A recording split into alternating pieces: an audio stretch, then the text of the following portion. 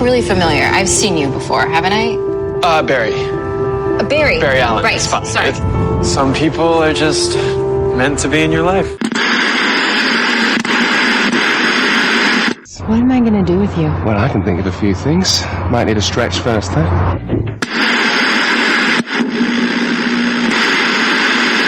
You told me the dead don't want anything.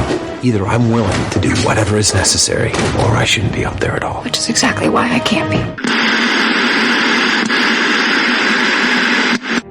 You can't kill murder. You can't get revenge on evil. You can only fight them where they live.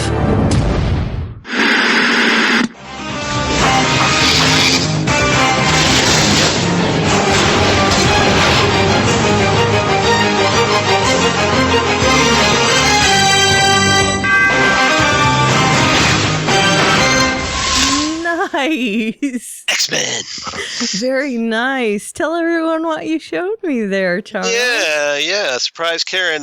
Just showing her my autographed photo of Karen Fukuhara as Katana in Suicide Squad. Nice. Yeah, I got to meet She got her. her mask and katana and everything on. Yep, and even got the little Bushido blade. Nice. So, but yeah, I got to meet Karen Fukuhara at Cincinnati Comic Expo yesterday. Drove down to the evil city of Cincinnati, which is a very dreary, ugly place, but but they had better guests than Wizard World Columbus, so I went down there. Got to see her. She's a lovely, lovely person. She's just so friendly. There's this cute little girl right in front of me as we were getting autographs. And Karen was just like, the little girl wanted Karen to sign her white T-shirt. Aww. So she did an autograph right there on the little girl on the girl's shoulder. And it was all sweet and cute and everything. And she was very friendly, talking to me, complimented her on Suicide Squad doing really well at the box office. And it sounds like Katana is probably going to be in the Harley Quinn solo movie. Excellent. As part of the DC heroines that are supposedly featured in the film. I like that. So that's cool. So we'll see more of Katana, which is awesome. Well, all Karens are awesome. Exactly. All Karens are awesome. And I was rocking the Fandom Zone podcast T-shirt yesterday. Very nice. At the con, so try to get a little free pub because, because we're only like 4 people away from 100 on Facebook now. Right? So come on, get us over 100, guys. Yeah. All right, on with the show. Whoever's the 100th person, I will give them a virtual hug. I will poke them on Facebook. Special Karen poke. That's How right. can you resist that? Right? There is Karen poking. That's right. And not like Karen with a katana poking. No. Yeah. Me poking like poke. Yeah. But she was really lovely, and if you get a chance to meet her, go for it because she's great. Nice. That's very cool. And cute as a button. Oh. So yeah. Yep. All right. So for you guys who don't know, this is the Fandom Zone podcast. Oh, is that what we are? Hi, everybody. Episode 76 for the week ending September 24th, 2016. I'm Karen, and this is my co-host, Charles. Say hi, Hello, Charles. Hello, everybody. Hi, Charles. Knew you were going to Welcome to Season 3, everybody. Season 3 of the Fandom Zone podcast. Yay. Yay. We already have been using our theme song, but it's official now. Yeah, it's very official. As we're now officially into the fall season. That's right. What are we going to talk about tonight? Well, we have 3 premieres. And Fear the Walking Dead, which is coming close to the end of its 2nd season. Right. So we have Fear the Walking Dead 212, Pillar of Salt, Gotham 301, Better to Reign in Hell. ... That's right. It is ... I just didn't put it there. And it's, what is it? What's the beginning? Mad City? Mad City, yeah. Right. That's the theme for at least the first half of Season 3. That's our preface. Yeah, that's the arc, the story arc. Right. Overall arc. Lucifer, Season 2, Episode 1, Everything's Coming Up Lucifer. And Agents of S.H.I.E.L.D. Season 4, Episode 1, The Ghost. It was technically The Ghosts, but... Yeah. And we'll not like talk about Inky, that later. Blinky, Pinky, and Clyde. Well, no. Not really. Those are happy fun ghosts. There were no happy fun ghosts. No happy fun ghosts here. And there was no ghost busting. No busting whatsoever. Yeah, they have to make a joke about that at some point, right? They do. Yeah. Thank you. You're welcome. All right. So let's start with Fear the Walking Dead. Yes, let's dive right in. We have Pillar of Salt. just a few episodes left. So Season 2, Episode 12, Pillar of Salt. Not mentioned on The Talking Dead this week, though. No, not mentioned. Charles not mentioned on Talking Dead. Aw. Oh, that's okay. I don't expect to get on again. That was just a fluke, but it was awesome while it lasted. Oh, very sad. That's all right. All No right. biggie.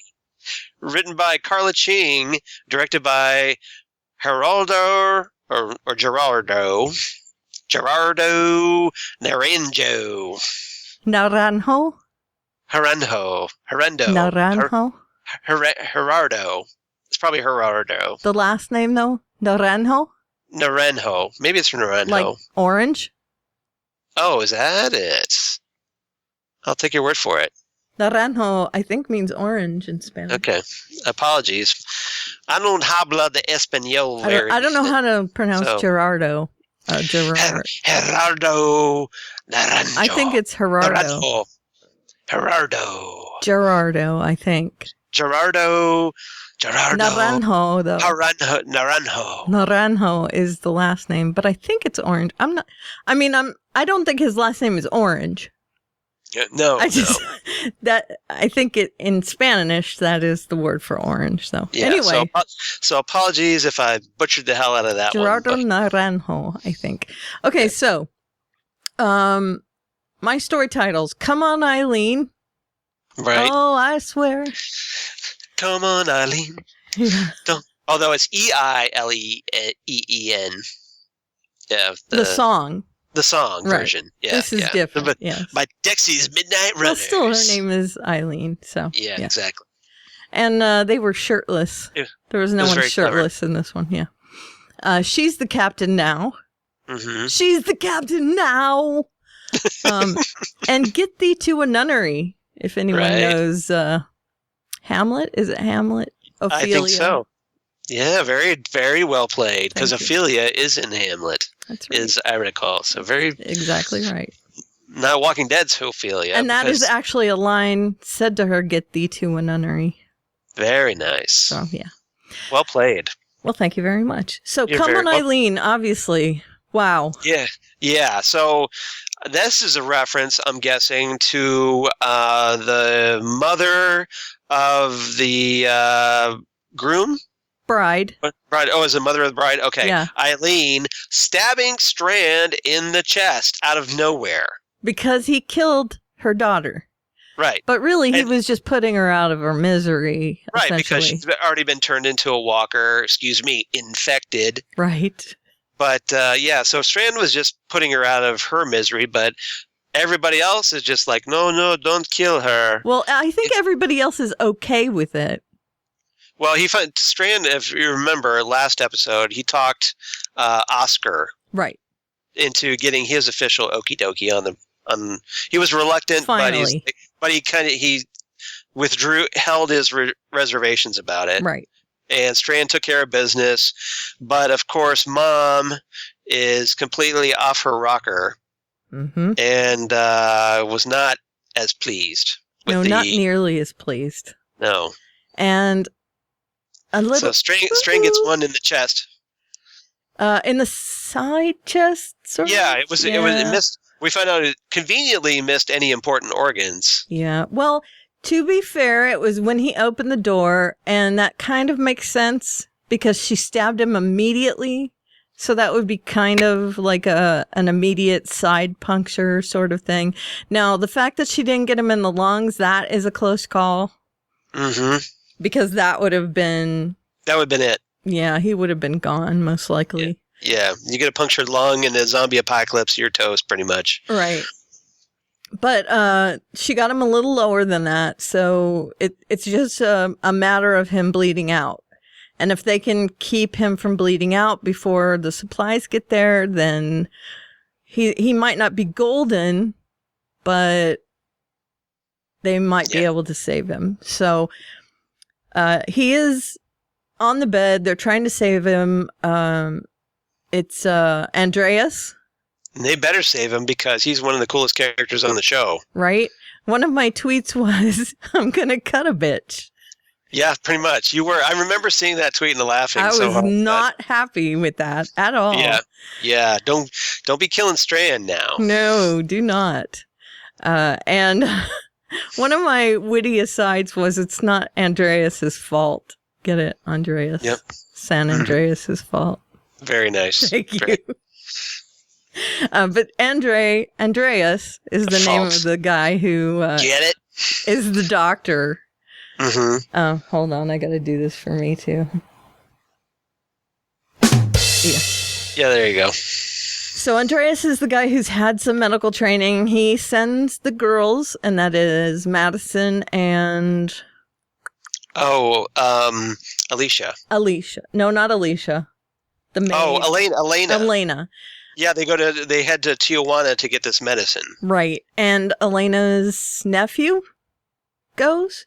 Someone else goes. Is it Oscar or? No, Alicia and Oscar are taking care of Strand. That's when they have their little talk. Right. So I think you're right. I think it's her nephew or somebody like that. Right. So the three of them decide to go to the warehouse, and I'm thinking some expendable. Right. As soon as Elena says, I know a place, I'm thinking, oh, this is where they're going to hook up with Nick. Yep. Because it's coming close to the end of the season, and we're going to have to weave some of the storylines together. And that's what they do with this episode, as we find out even at the end of the episode, which we'll get into. Yeah, but it's not the one we are expecting, right? No, it wasn't. That was a surprise. This is a complete near hit. I don't like the expression near miss because it's not a near miss. Mm-hmm. A near miss would mean they actually did hit, which they don't. Right. It's a near hit. So they go to the warehouse, and the guys, as we know, the guys that are drug dealers, they say what the gang or whatever, right, whatever they are. Yeah. They say the gangsters. They say that the nephew or whoever it is has to wait outside. They let the girls in with the cooler with the food and the whatever it is that they've brought. Right. They let them in and they give them supplies, and they overhear the girls overhear them talking about some gringo. Yeah, with ratty hair. So who, of course, Madison's like, wait a minute, gringo with ratty hair, Nick sense tingling. Right. And it could be anybody, really. Right? I don't know. Ratty hair. That pretty much sums up Nick to a T, doesn't it? Well, yeah, but it could be ratty and balding hair. Yeah. I mean, it could even be a girl. Yeah, it could. And it is. I mean, we don't, and Madison tries to find out more information, but, right, but they're pushing her out the door. Out. Yeah. Time to go. Yeah. So and Elena's just like, we gotta go. Right. So they take their stuff and they leave. They pick up their ball and go home. Mm-hmm. Yeah, pretty much. And it's good. They get the stuff to Andreas. And now here's the dealio, though. Madison, in the stupidest move of all time, which is Madison, turns the lights on. Just when you think that she's getting her act together, not so much. Yeah. Now, one of the things that bothered me, just when we think that she and Alicia are coming to an agreement on, I wasn't there for you, but I'm going to be here for you now because Nick made his decision. Now she has just made a 180 from that. Yeah. She has put Alicia and herself in danger to try and get Nick back. And Nick's obviously Madison's favorite, and it's obviously created all this friction between Alicia and Madison that somehow hasn't come up before until now. Right. But not just that, she's put that whole group at the hotel in danger. Yeah, and we should talk about what she did, because basically she goes out to the roof, and there's Madison ends up turning the hotel lights on. Right, the lights that have the hotel all the name. Yeah, well, and also some of the rooms light up too. Okay. So it's like that generator, I guess. That top floor, that top floor.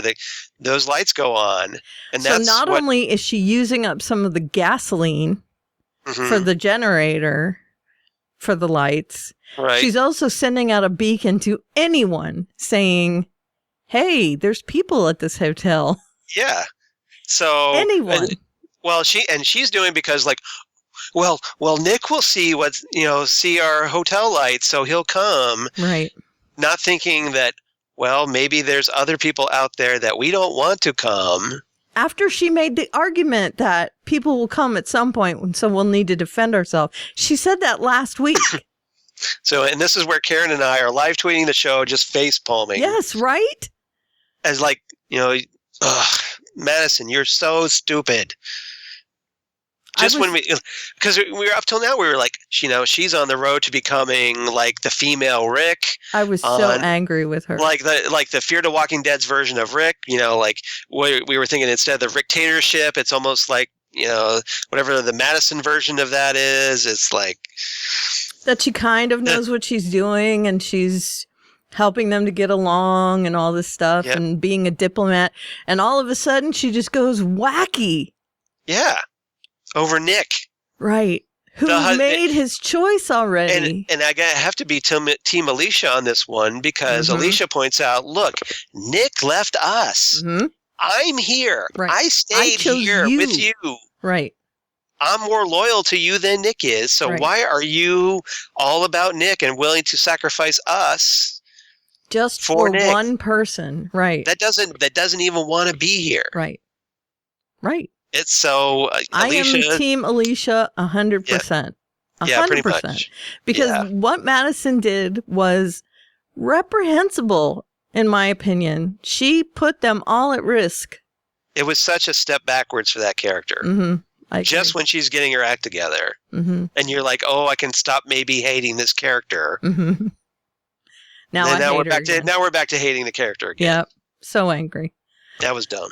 Yeah, so that happened. And Are we any further on whether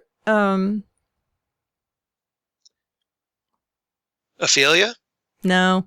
Okay. Stabby Stab McStabberson is healthy again. Eileen. No. Oh, Strand. Strand, thank you. Yeah. Stabby McStabbed. Yeah. Is he getting better, or did we see any more of that? Well, that's what we saw was Alicia and Oscar were tending to Victor Strand. And Strand seemed to be like he was hanging in there. Okay. And this is when Alicia and Strand, they have this conversation about Madison. Right. And let's see what else. Is this after the light debacle? No, this is before the light debacle. Okay. So Alicia's talking to him that she was always caring for other people like her brother or whatever. And her mother had her hands full.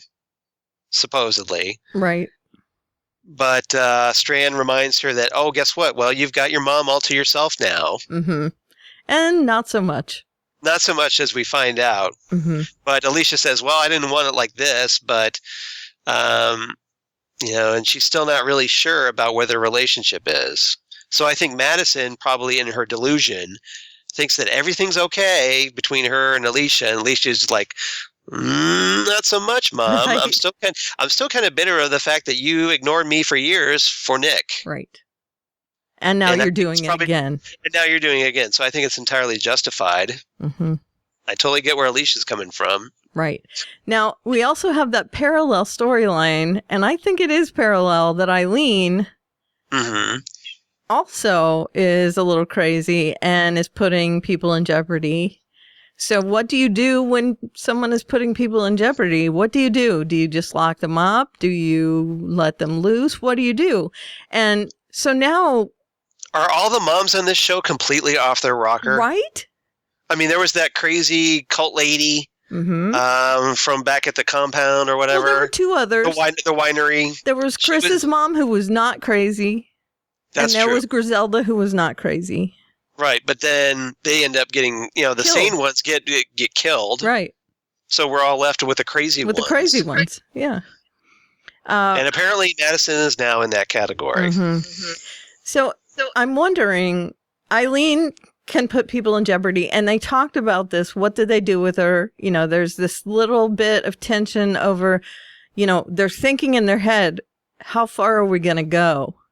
Do we just tie her up, and what? Are we just going to keep her tied up, or are we going to exile her, or what? Or that's it. More. And now I'm thinking Strand would probably go for that. Right, me too.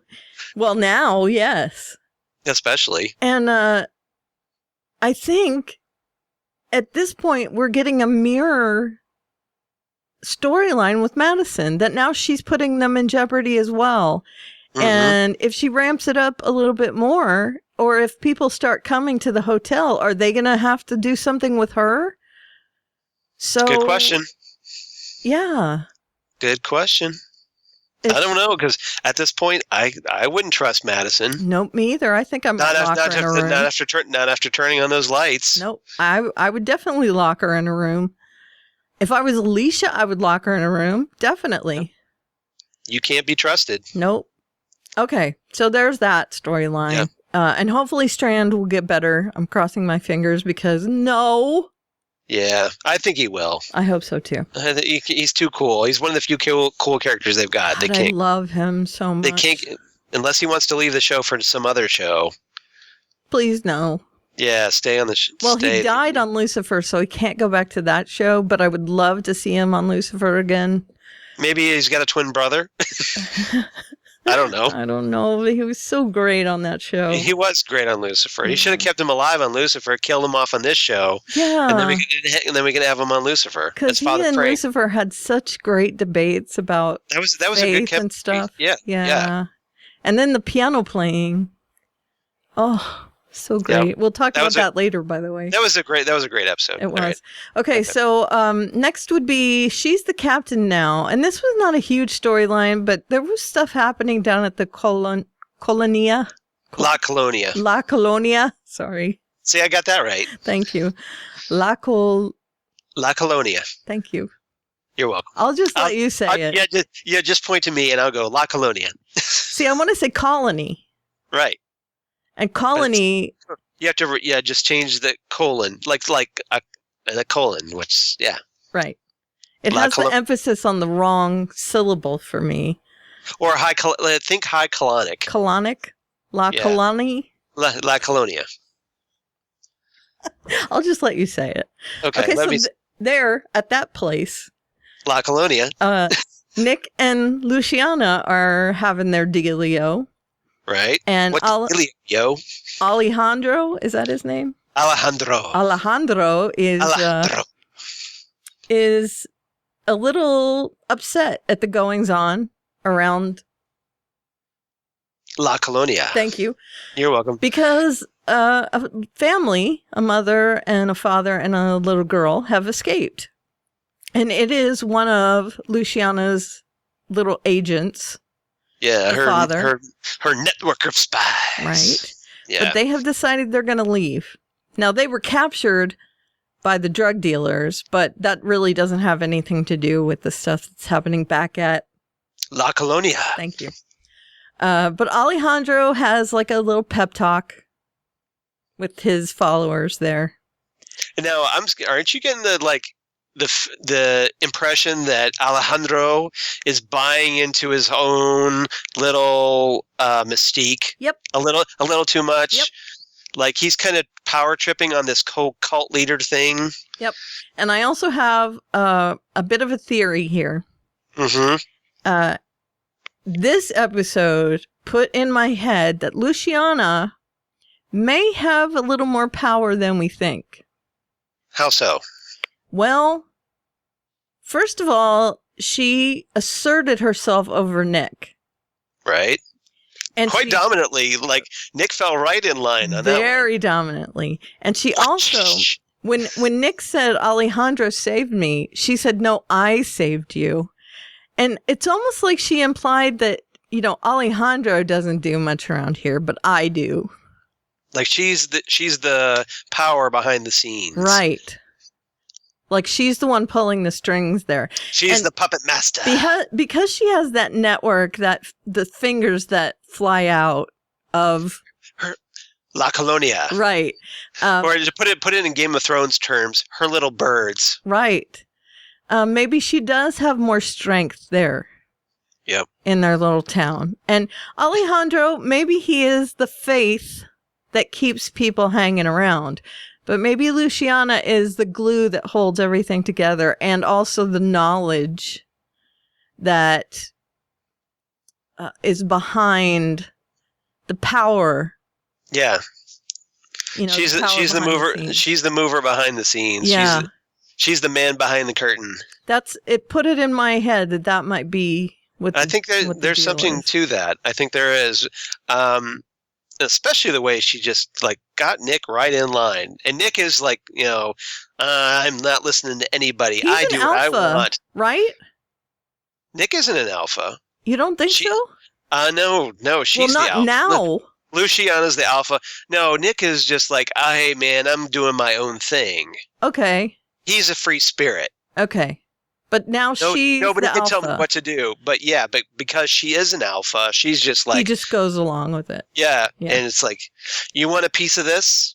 Then you better get in line. Yep. Whoopah, as Chandler... Yep. Chandler would say. Whoopah. Crack that whip. Chandler bong. Yeah. Yeah. So I got a little bit of a power struggle thing going there. Even though Nick and Alejandro had a bit of a bond last week, I really felt a power struggle this week. So, I totally agree. Okay. And then, of course, we had Ophelia's storyline, Get Thee to a Nunnery, and as we suppose, she took off, and she's going to find her fiance because she does not have closure. Right. We finally got an explanation for Ophelia, who's been missing for quite some time. She basically abruptly left the hotel. One episode, but yeah. Well, okay, but it felt like all of a sudden she's there 1 minute, next minute she's gone. Right. And then you're like, okay, well, what happened to Ophelia? What is up with that? Madison and Strand noticed that the truck was missing in the last episode, and they thought that Alicia and Ophelia had taken off. But really, it was just Ophelia. So yeah.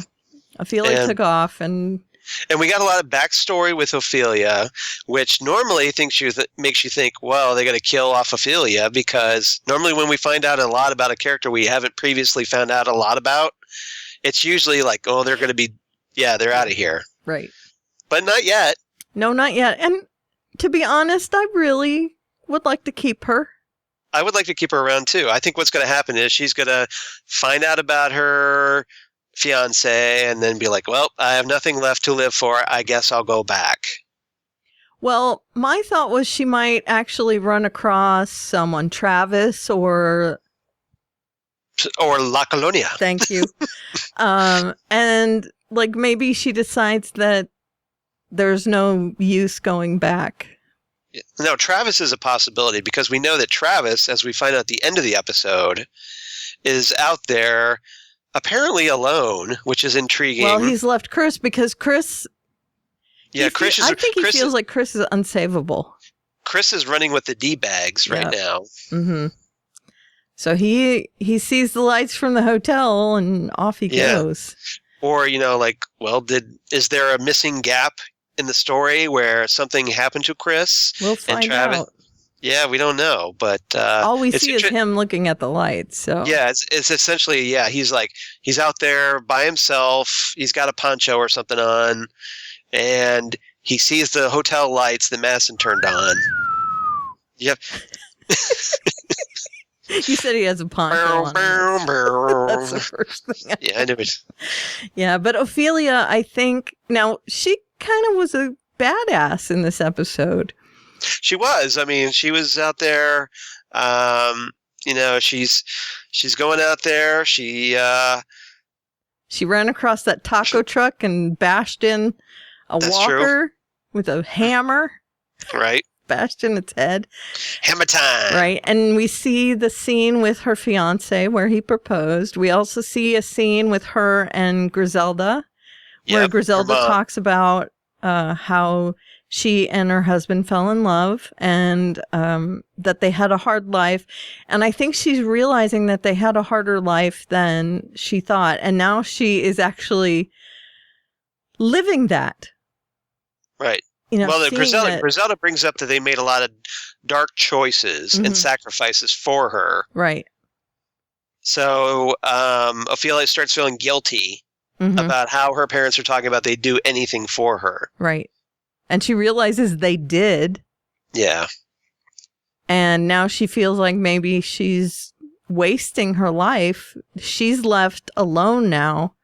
Yeah. So that's why I'm wondering if she's not going to run across someone and realize that she needs to not waste it by going to find her fiance. She needs to do something now. Maybe.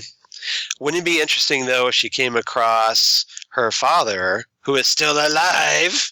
Dun, dun, dun. That would be interesting.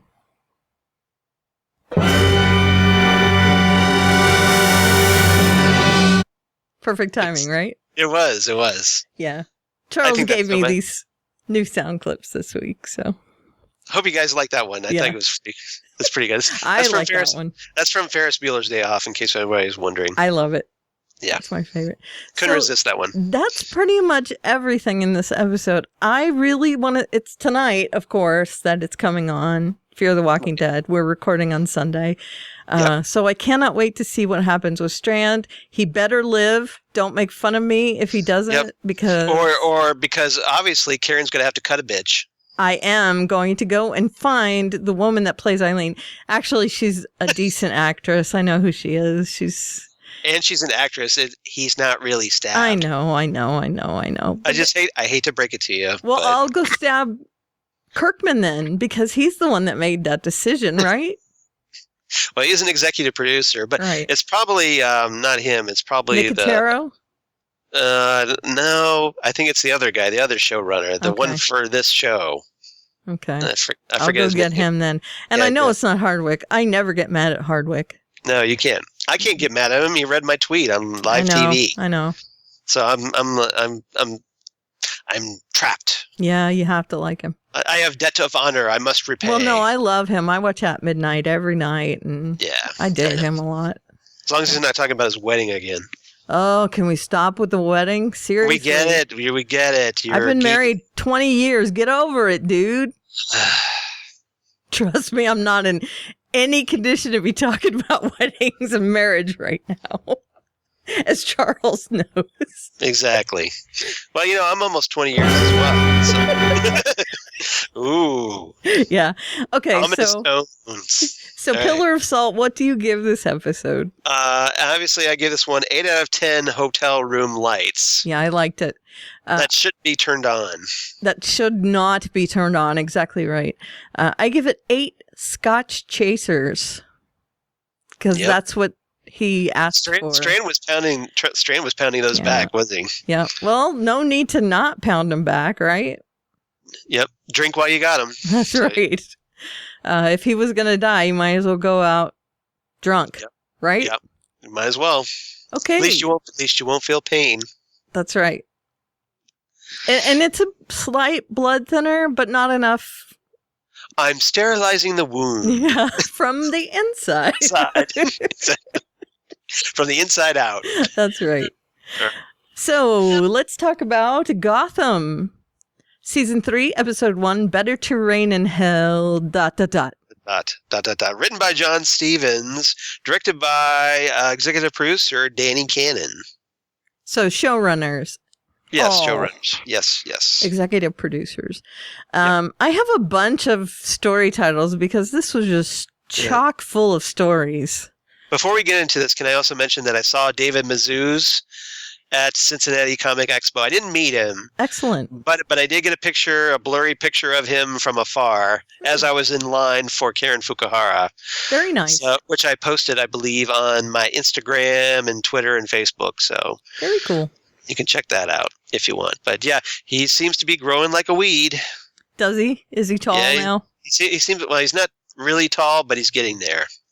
He's still skinny as a rail, though. Needs to start working out.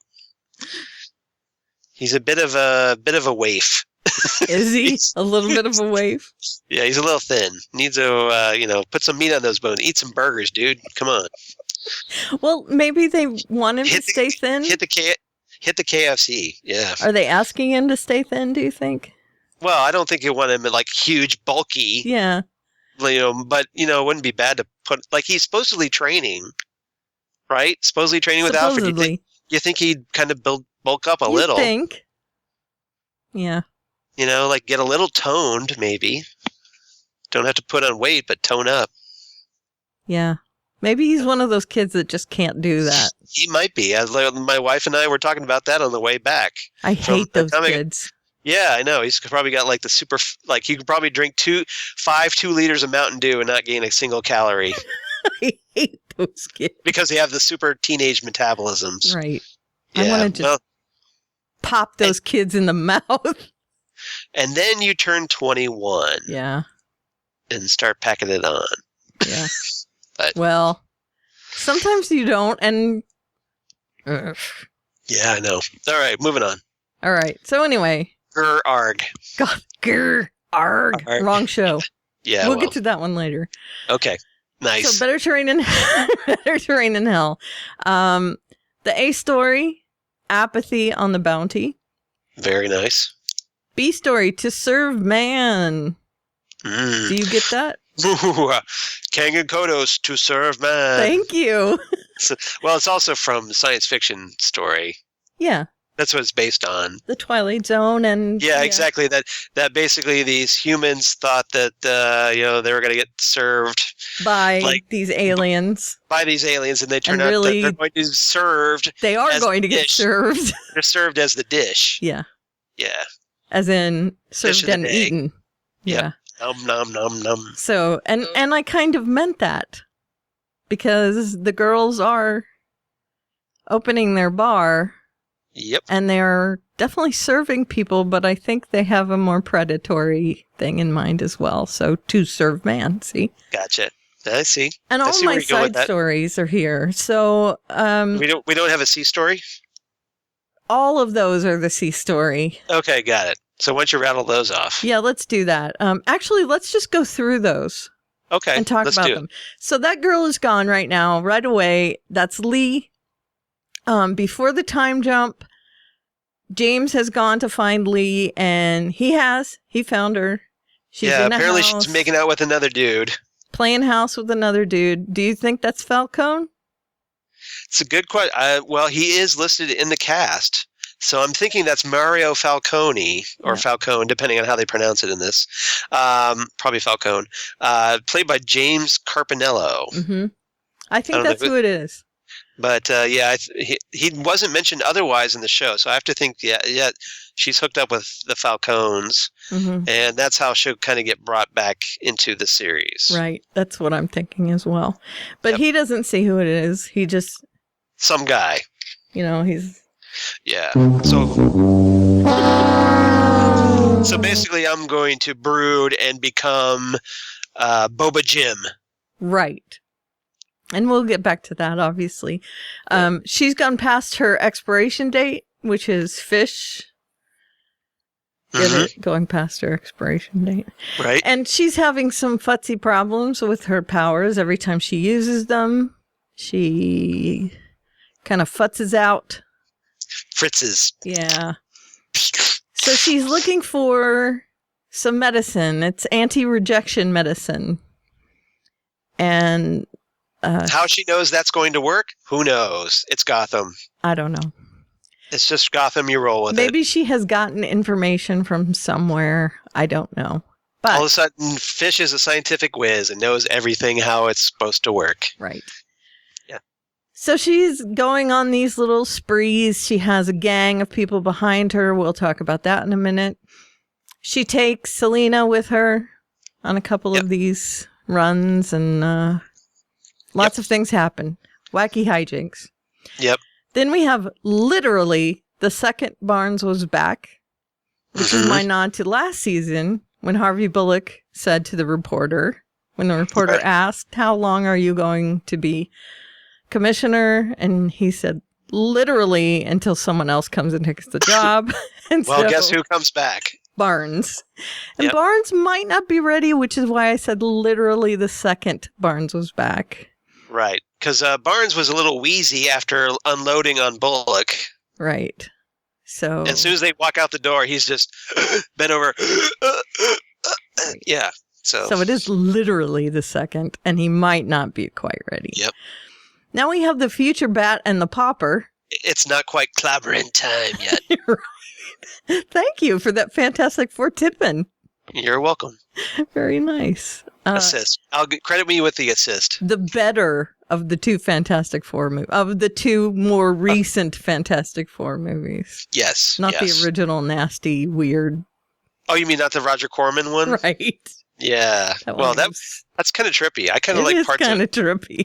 It's fun. Yeah, it's like in a mystery science theater 3000 way. It's fun. Yeah, it's like a train wreck. Yeah, it is. The next title is The Future Bat and the Pauper, where we have our little David Massou's acting chops thing. He's doing a really good job of playing both of those roles. Yeah. Who I still think is Thomas Wayne Jr. I think so too. Or supposed to be. Right.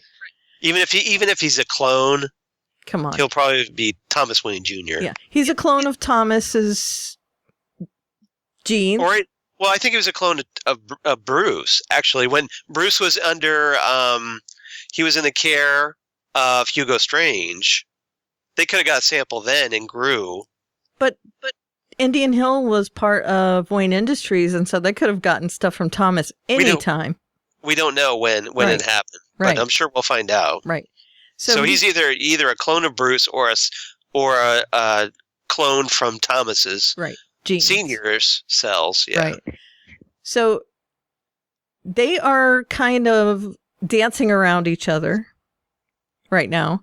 Yeah, because let's just call him Thomas because we don't know what to call him yet. Right. I've been calling him the doppelganger, but we can call him Tom. Whichever you want to call him. We can call him doppelganger. Tom's fine. Okay.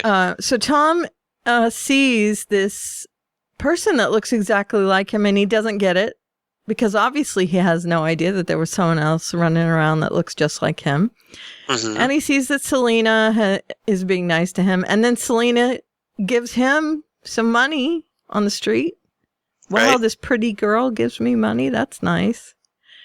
And now Selena doesn't get a good look at his face. No. So she doesn't know. Because he's wearing the hoodie. Right.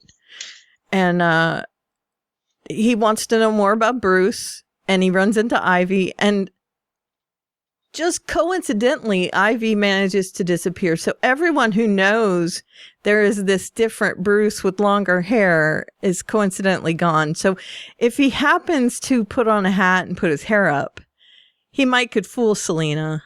Right. Or if he cuts his hair and puts on a suit, maybe he'll impersonate Bruce Wayne. But I don't want there to be this Patty Duke hijinks. I'm kind of thinking there will be. Do you think? Yes, I'm thinking that, the board, somehow we'll hook up with... Are they going to put him as the figurehead of the board or something? They'll kidnap the real Bruce, replace him with the other Bruce. Well, they already did kidnap him. Yeah, so they'll just replace him with the other Bruce. That's what I'm worried about. I'm worried about that too. I don't want that to happen. I don't want that cliche anywhere 50 miles near Gotham. I don't either. But it will be, I'm afraid. Okay, so we have...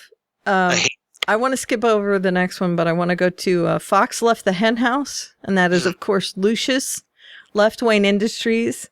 And I think it's perfectly fine that he left and he's at the GCPD.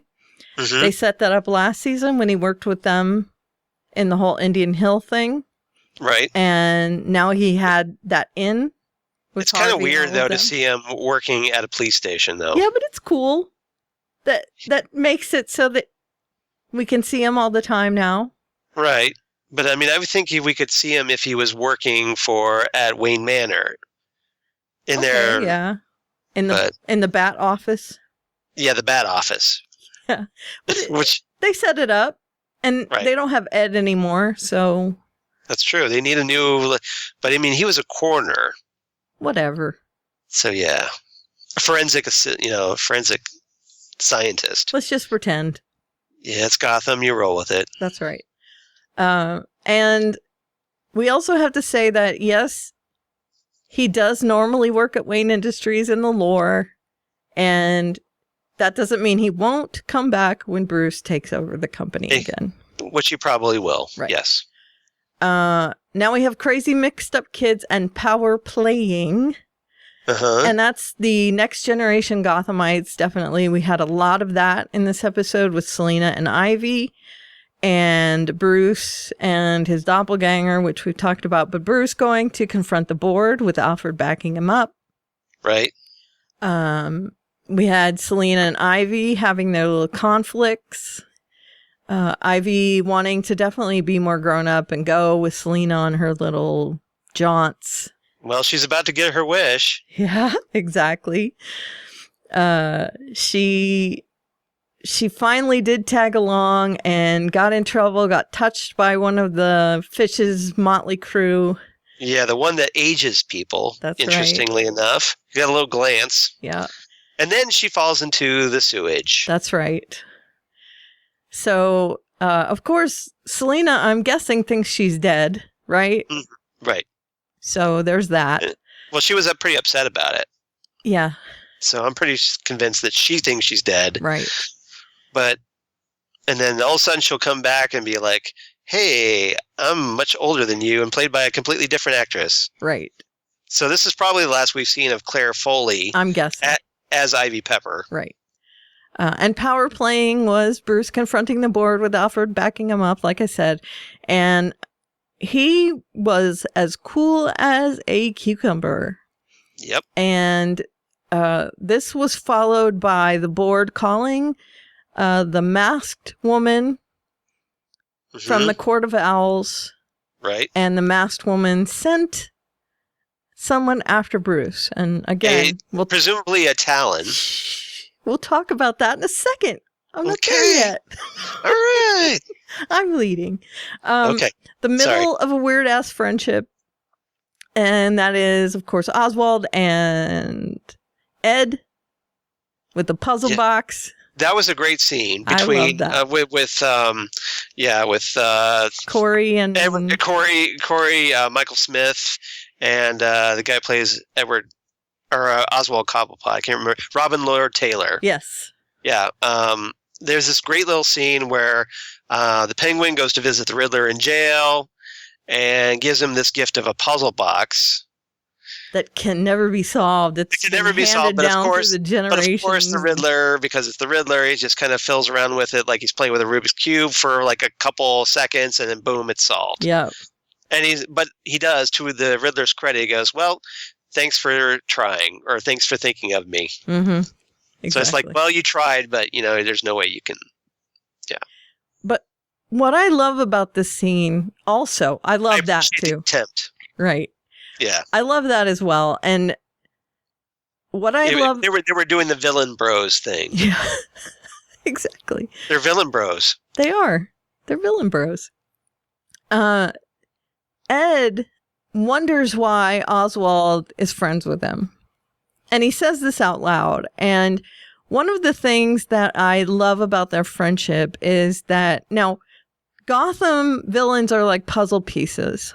Mm-hmm. In the Batman comics, they tend to, come apart and go back together, and they're interchangeable. Sometimes they team up, and sometimes they want to kill each other, and they'll move around the puzzle board and all these sorts of things.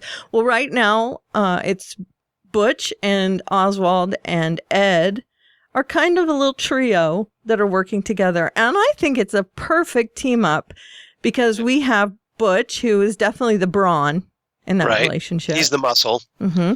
We have Oswald, who has all the street smarts. Right. The savviness. Right. And we have Ed, who has not only the medical training, but the book smarts. The intelligence. Right. Yeah. And it's such a great trio. And I think Oswald is the one who understands that the best. Well, Oswald has always been like, he kind of sees himself as like essentially the kingpin of Gotham. Mm-hmm. Okay. To use another comic book terminology. Right. Okay. But so he's always has people under him, or at least he knows how to work people. Right. That's it. That's his shtick. So he kind of sees the Riddler. He sees him as a tool, but he also kind of sees this kinship with him. Mm-hmm.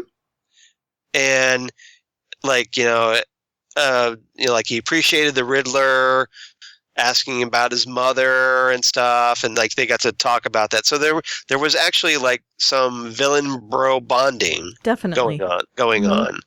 So they have this kind of, it's more than a respect, it's almost like a brotherhood. I agree. He doesn't feel that with Butch. No, he doesn't. He sees Butch as an underling. Right.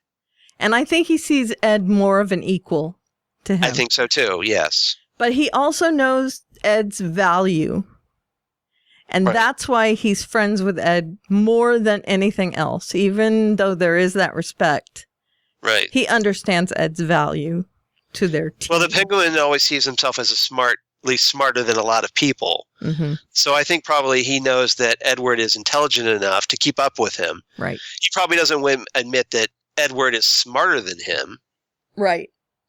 But he sees him as an equal. But I think Ed sees himself as smarter than the Penguin. And I think in book smarts he is. But when it comes to street smarts, he definitely is not. Mm-hmm. Oswald is definitely smarter when it comes to, normal, everyday things. Right.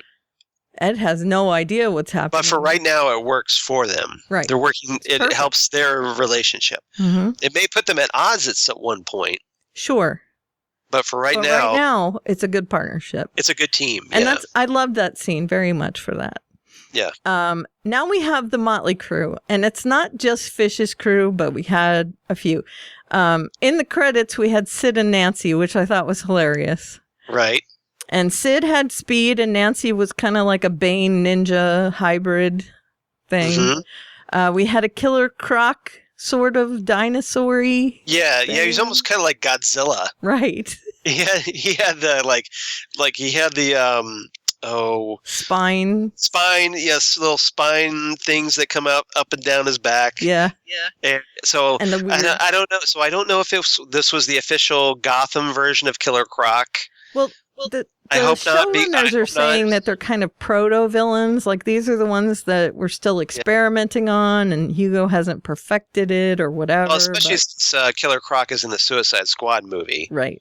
So maybe it's not him, but... Just... Now, they also had like a proto-Man-Bat. Right. That was my next one, Man-Bat, which was awesome. Yeah, so I don't know if that's Kirk Langstrom or supposed to be Kirk Langstrom, but... it was awesome. It was kind of man-batty. Yeah.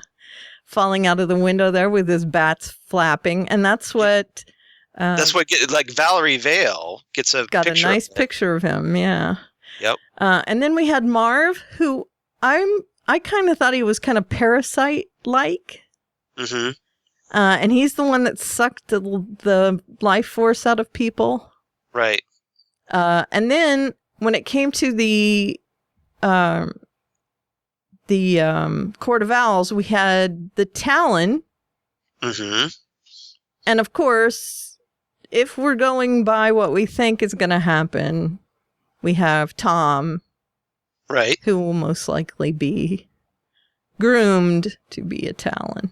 Yeah. Or at least, groomed. The Court of Owls will get a hold of Tom. Right. And he'll align himself with them, mm-hmm. become loyal to them, and then I think that's when they'll make this switch. Right. And one of the things I am happy about is if they do this, then in my mind at least, and I'm saying this is not going to happen on the show, but in my mind, then they'll be training concurrently. Right. Bruce will be training to be Batman, and he'll be training to be a Talon, and growing up side by side and on different And they'll be continents. rivals. Right. Yeah. Which is awesome, I think. Because for those who don't know, in the comics, there is a Thomas Wayne Jr. who claims to be Bruce's brother, Mm-hmm. but we don't know for sure. Right. We never really know for sure, right? Yeah, exactly. It's very ambiguous. This was something that was introduced by writer Scott Snyder. And he doesn't look exactly like Bruce, like this one does. No, he doesn't. So, and he becomes this villain called Owlman. Mm-hmm. And is hooked up, obviously, with a Court of Owls. Right. Yeah, and he's kind of Talon-esque. Right. But, yeah. Okay, so there's that. So that's who we're talking about when we talk about this. Right. Now to Serve Man, they've opened up, this is Barb and Tabby, have opened up their bar. The Sirens, or whatever they... Yeah, the Siren. And they have decided they're going to assert themselves, and they are going to be in Gotham City Sirens, a comic book by DC Comics. That's right. They're going to be their own force in Gotham. Which is actually smart for them, because that way they can, teamed up together, they're much more effective than if they were separate. Mm-hmm. And sisters doing it for themselves. That's right. And they went a little nuts in this episode. Yep. They beat up a guy, and Oswald had to come and talk to them, and then Oswald kind of backed down. Yep. Well, meanwhile, we find out that the reason they showed up was because Butch wanted to see Tabitha because he's still crushing on her. Big time. Yeah, when she walked by, there were little birdies flying around his head. Yeah, tweet, tweet, tweet, tweet. Like in the cartoons. Yeah. Now, and there was a very funny moment where the Penguin points out that Selena stole Butch's wallet. Right. Yeah, that was hilarious. That was hilarious. And it was great deadpan delivery, and she just stole your wallet. And this was when Selena's walking out, and she just throws the wallet on the ground, and she's counting through all the money, and she hands a couple 20s to Tom. This is where she gives him the money, and she just keeps walking, and we see him looking around, and it was very cute. Yeah. So. Okay, and then the main story, of course, Apathy on the Bounty. And we don't have to really get into this, but James is just, he's not in a good frame of mind, obviously. No, and they try to show this physically by he's got beard stubble, he's got a new hairdo. Mm-hmm. Exactly. Which he's not all slick pompadour anymore. He's not taking care of his hair. Yeah. He's just kind of letting it go. So and he's talking a little gruff, like I'm a big tough guy. Yeah. So and it's a persona I like to call Boba Jim.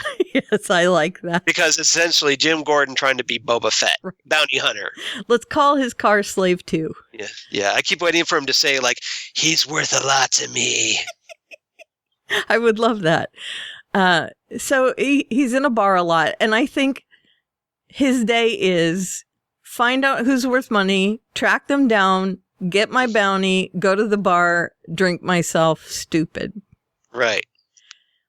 And he ends up at the precinct at one point. Harvey talks to him, and Harvey is really trying to be his balance.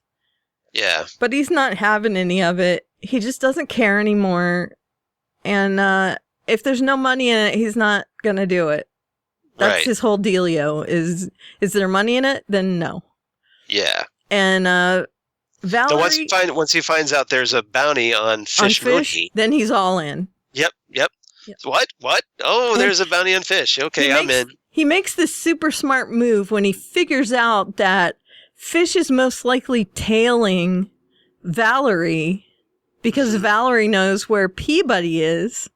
Yep. So he hooks Valerie to the car door outside Peabody's apartment so that Fish will know where Peabody is. And then he goes up to Peabody and he just keeps her talking for a minute.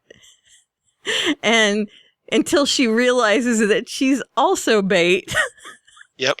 And then that doesn't work out quite as well as he hopes, but it was a pretty genius move on his part. Yeah. Because apart from the fact that he left Valerie out there on the Gotham City streets handcuffed to a car. Right. That anybody could just come up and Well, do he something. doesn't care, though.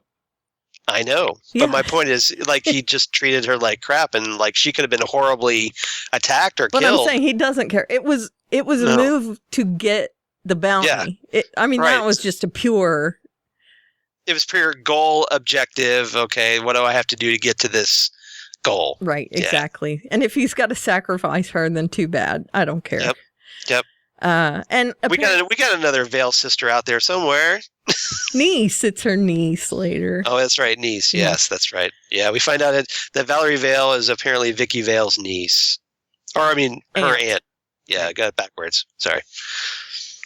So he's talking to Peabody, and Peabody says that she doesn't have any contact with Hugo, and she's all out of it, and she, whatever, dude. I just don't know anything, and she's really despondent, it seems. And is she wearing like a granny outfit or something? It's like she's watching her soaps and pretty much puttering around the apartment, eating truffles, yelling at the cat, right, knitting. Yep. But she finally realizes that she's also bait, and that's when Fish's crew show up. Goons, right? Yeah. Running crew. It's the Bane Ninja and Sid and the Man-Bat that show up. It's not Fish. So Jim's little plan went awry. They end up taking Peabody hostage. Yep. And they all get away. And Ms. Vale gets her picture. Not a good story, but a picture. Right. And James gets nothing. And he is none too pleased. Good. Yeah, I'm saying good too. Yeah. But right now, I'm thinking... Nice try, Boba Jim. ...that he and Valerie, even though they're not happy with each other, I think they're going to end up teaming up together because they need to. I'm sure. I think what will happen is they'll team up together, and then they'll start getting a little romantically close. And then Lee will return to Gotham City. Yeah. And then he'll go, I am not talking to you. Right. You hooked up with someone else. And it was really fast. Mm-hmm. Because they hadn't done the time jump yet. Right. That is just... I know. It's Gotham. Not You're right. wrong with it. Yes. I think it was Wade in that room with her. Wade? Mm-hmm. Oh, okay. Deadpool. Very nice. Yeah, for those who don't know, the actress Marina Baccarin. Marina Baccarin was in the Deadpool movie, so that's where we're getting that from. Okay. So it had to be him. We didn't see his face. Yeah. Anyway, that was before the time jump, so I wonder if it was Halloween. It was it was pre-Deadpool Wade. Yep. Okay. Or pre-cancer Wade. Right.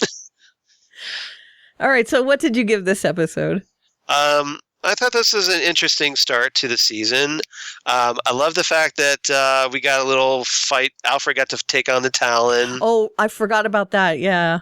Yeah. Bruce gets taken at the end of the episode, and Alfred is out on the floor, but he puts up a really good fight. Yeah, and I like that Alfred going after that one board member at the Wayne Foundation or Wayne Enterprises and just laying into him like, unhappy. I know what you're doing, pal. I see you. Right. Yes. So yeah. So I enjoyed this one a little bit. 8.5 out of 10 stolen wallets. Nice. I gave it 8 not so puzzling puzzle boxes. I was gonna do that one. You stole it from me. You beat me to it. I almost did Apple Teenies. Apple Teenies is in my column, but okay. Yeah, and I'm thinking that they have something else on the board, or else they would have just killed Bruce. Yeah. They have to find out what else. We'll find out. We'll find out. Yeah. Okay, so Lucifer. Everything's coming up. Lucifer, the season premiere. Yes, episode 201, written by Joe Henderson, showrunner, and directed by Nathan Hope. Nice. So I have the S.H.I.E.L.D. game. Got That's it. the A story. Parentheses, S, parentheses, and parentheses. And then Hell game. Hell yeah. Nice. Yep. Yeah. I see what you did there. And it's talking about his mother, obviously.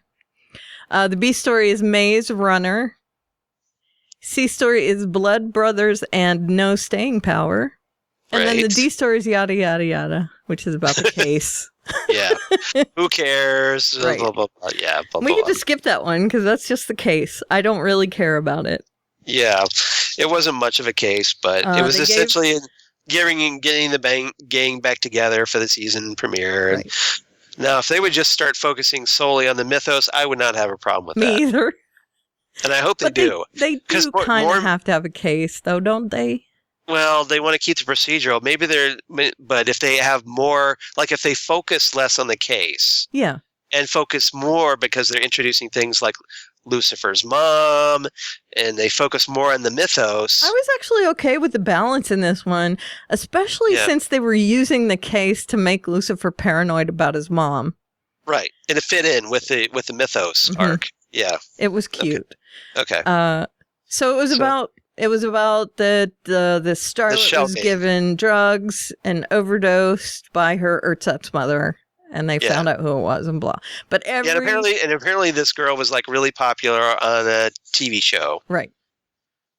Because they went on a set and Leave It to Leslie that apparently everybody on the show loves, including Mazikeen. Right. Exactly. Yeah. And Leave It to Leslie because Mace sang it. Right. Which is pretty funny. Very funny. And then she says, "What?"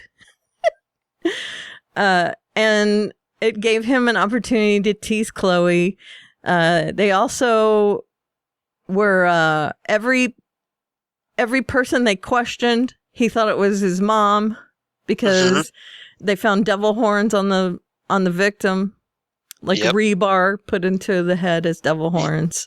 Yeah, it was jammed in there pretty good. Which, of course, is why we get introduced to our new character. Yes. Ella. What is she? The forensic. Basically, she's the Barry Allen of Lucifer. Right. And she's kind of the... Ella Lopez. I believe in things person. Yeah, she's the believer. Right. But... interestingly enough, she thinks the devil got a bad rap because she's like, maybe all Lucifer, all the devil did was just give Eve an apple and what have you. So it's like, what's the big deal? It's just knowledge. And Lucifer's like, ooh, do go on. Yeah, exactly. Tell me more. Yeah, I like her. I think you're an intelligent person. Yes. So that was the case. Yeah. Now we get the S.H.I.E.L.D. game, which is, of course, he and Amenadiel looking for their mother. And the show opens with them finding a recently almost deceased guy who was brought back to life right on the edge of his death. And that's when they think that maybe their mother is inhabiting these people just as they die. Right. And using that body as her vessel, quote unquote. And we kind of get the impression they've been checking out several people going around the world or whatever. Well, I'm guessing in LA.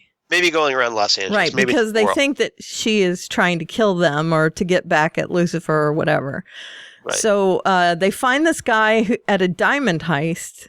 And it made me laugh out loud because he proves himself not to be the mother, but Lucifer freezes time, and he and Amenadiel have this little chat, and they're like, okay, time to go. And instead of just leaving, he puts a tiara on the guy, and then he takes all his clothes off except his tighty-whities. Right. And then he takes his gun out of his hand. Because he has to punish him. Right. And he calls 911, and the guy's standing there, no gun in his hand, a tiara on, but his shoelaces are tied, so that when he walks forward, he falls down. He falls down, and the police are there, and it's hilarious. It made me laugh out loud. So that was great. And once they realize that mommy is not in one of the recently deceased people, they're just looking for her everywhere. And of course, she is in the very last place he looks, which is nowhere, she comes stumbling into his bar. Right. Saying, help me. And she is grasping at her stomach and lo and behold, there she is. So we don't really get much with Tricia Helfer. No, I was upset about that. As Charlotte, Mother of Angels. She just basically, we had all this build up, but she doesn't show up till like the very end of the episode. Right. Like the last 20 seconds. So presumably Monday's tomorrow's episode. Well, and actually there isn't one tomorrow. No, next week. Because of the presidential debate. Thanks, presidential debate. Mm-hmm. So we have to wait another week. But maybe next week's episode we'll find out more. Mm-hmm. Hopefully. Leslie Ann Brandt tweeted that she'll be tweeting as Maze during the presidential debate today. That could be awesome. Right? And then I tweeted, hold on. I'm glad I follow her on Twitter. That's awesome. I just tweeted a hashtag, I'd rather watch Lucifer. And she liked it. So I thought that was funny. Because I don't care. Right now, they're just yammering. Yeah. I get it. If you haven't made up your mind by now, then... Yeah, what's wrong with you? Idiots. Well, maybe a lot of people were waiting for the debate to make up their mind. Really? Some people might be. All right. Okay. So they get that direct comparison. Okay. I'm guessing. I'm not one of those that haven't. I'm not one of those people. I've already made up my mind, and apparently my decision is C, none of the above. But yeah, I would like that to be an option, but. Yeah, I know. I have to vote against. Yeah, I understand. So we'll just leave it there. Right. Yeah. So my second thing is Maze Runner. Mm-hmm. And that's Maze. Disappeared. Thank you. I like that title a lot. She disappeared last year for a little bit, and now she has returned, and she has a bosom buddy. Sorry, my mind just went to a completely different place. But well, they seem very close. Yes, they do. She and Dr. Linda. Yeah, we find out that, Maze doesn't come right out and say it, but she says, well, I've been hanging out with a friend who's helping me figure out, how I fit into this world. Mm-hmm. And then we see, during this montage scene, we see Mazikeen partying it up at some rock concert or something with none other than Dr. Linda Martin. Right. Well, we saw her go visit Dr. Linda last season, too. Yes, we did. So it's not out of the blue. Right. But so apparently, they set it up. Yeah, so apparently now they're having a friendship. And it probably, what's Lucifer going to do when he finds out that Mazikeen is seeing his therapist? There's going to be some issues. Dun, dun, dun. Of course, I have to say this much. Her return just happens to coincide with someone being released from hell. What? Yeah. That's a little fishy, I think. Somebody she was apparently guarding there while she was there. Interesting. Right? Someone she had tortured. Right. Intriguing. And then my last one was Blood Brothers and No Staying Power. Lucifer, thank you. You're welcome. Lucifer tells Chloe... They have drugs for that sort of thing, I know, right? I did hashtag Viagra ? Lucifer has told Chloe once and for all, just test my blood. Just test it. Yes. And you'll figure it out.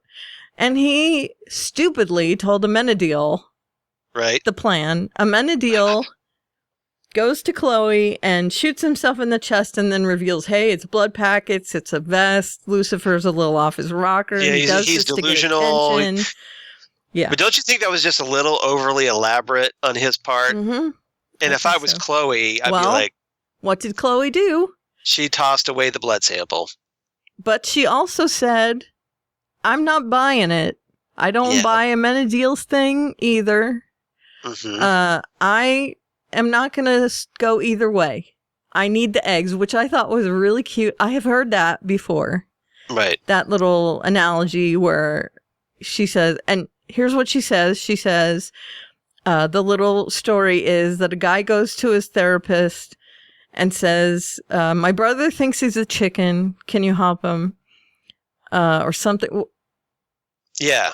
She's the story where basically the guy who thinks he's a chicken, and it's a joke that doctor, this guy thinks he's a chicken. Can you help him cure him or whatever? Right. Or I'm not sure if I want him cured because I like the eggs. Yeah, something like that. Yeah. You know, should we get help for him or something? And the doctor says, yeah, we can help. And he goes, well, I don't know. I need the eggs. Yeah. Or something like that. And something like that. What she says is, I'm not going to believe either way because I need the eggs. Right. Well, and she makes this confession to Lucifer that he makes her a better detective. Right. And that they have fun together. That's what Lucifer adds. We have fun together. And she says, yeah. And it's kind of a cute little conversation they have. It's really good. And then no staying power. Amenadiel and Lucifer both find that their powers are kind of zapping out a little bit. Well, Lucifer found that out last season. Right. We figured out that, it's Chloe. Every time I'm around Chloe. Right. But Amenadiel's doing it now, too. Yeah, now Amenadiel, he's starting. So is it that, or is it just once they're on Earth? But see, Lucifer has powers away from Chloe. Right. So why is Amenadiel losing his powers? Right. Now, someone has put forth the theory that it's... Because apparently Chloe's not around. Right. So is it something else? Right.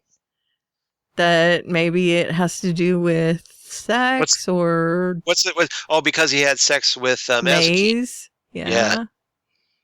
Who knows? That's a one hell of an STD. Right. Yeah. So who knows? I don't know. Or maybe Chloe is just now affecting him. Because Chloe is a magical being, I think.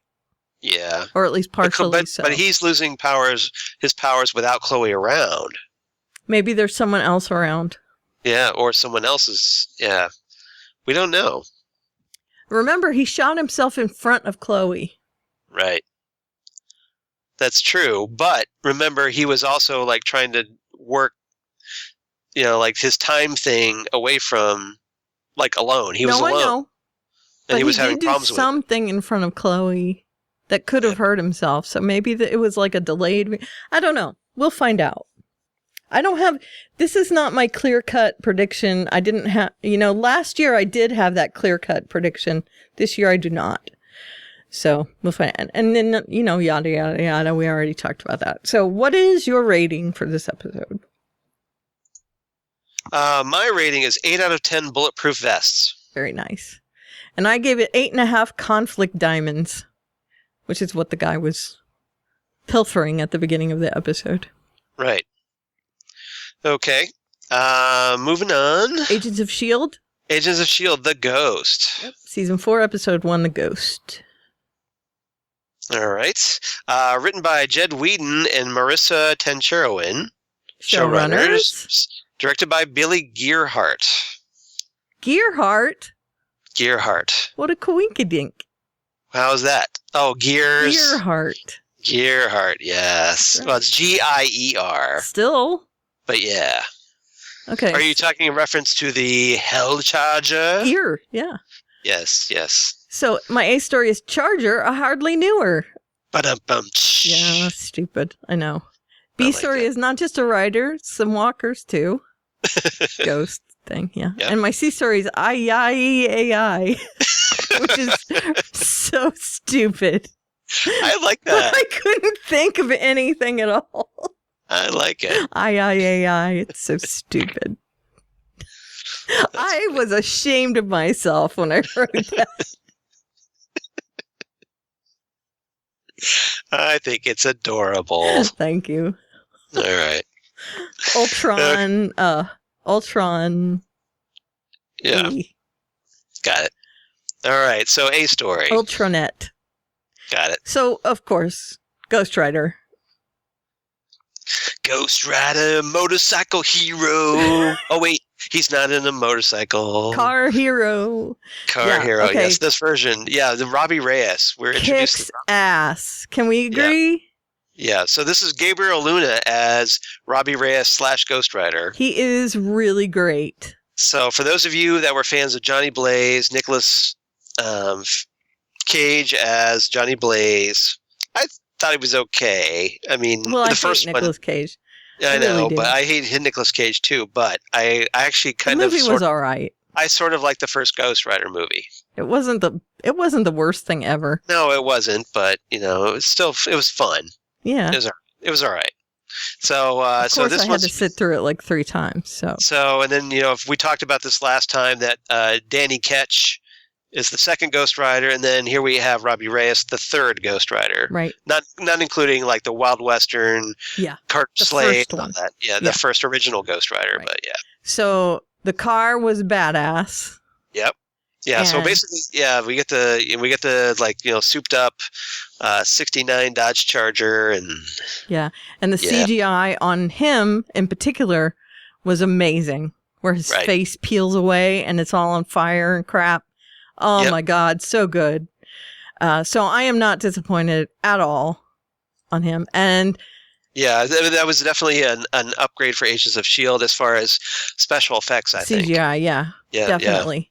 Yeah. So Daisy is going around LA and she's noticing that these gang members and regular gang members and then part of the Chinese mafia have banded together to do this thing, but they're ending up getting killed.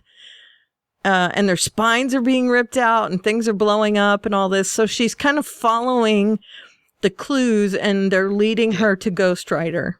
Yeah. Well, and apparently she's back in the van. Right.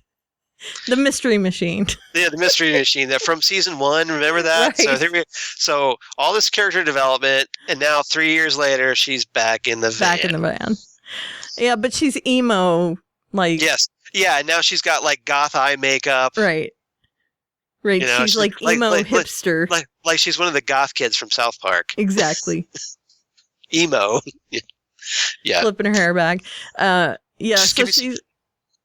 I just want coffee. Okay. I want coffee. Smoking a cigarette. Shut up, Mom. And she's not using her powers very much. And we realize it's because when she uses her powers, things are not great. She's been using them a lot.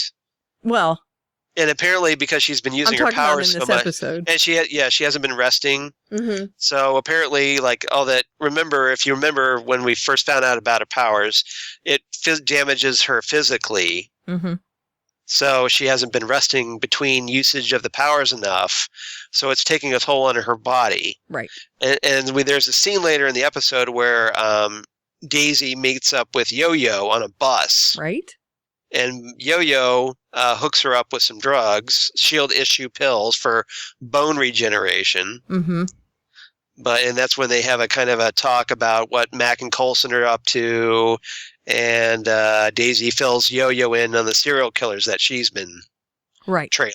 Right. So that's going on. Right. So one of the things I think is great is they're keeping the story with Ghost Rider canon. Right. He's killing people who are doing bad things. And when he goes after Daisy, he can't take her soul. Right.